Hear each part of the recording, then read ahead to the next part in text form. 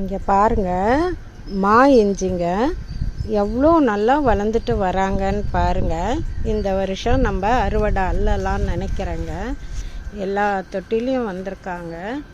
எக்கச்சக்கமான மா இஞ்சிங்க பார்த்தாலே உங்களுக்கு தெரியும். இந்த பாருங்கள்,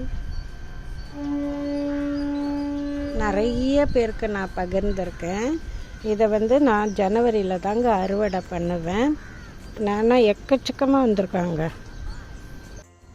ஊறுகாய் பண்ணுறதுக்கும் தொக்கு பண்ணுறதுக்கும் ரொம்ப நல்லா இருக்குங்க.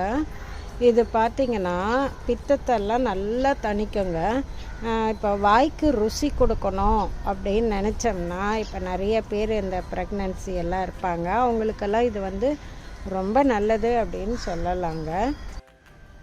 எல்லா இடத்துலையும் இதை பாருங்கள், கிழங்கு வச்சுருக்கு.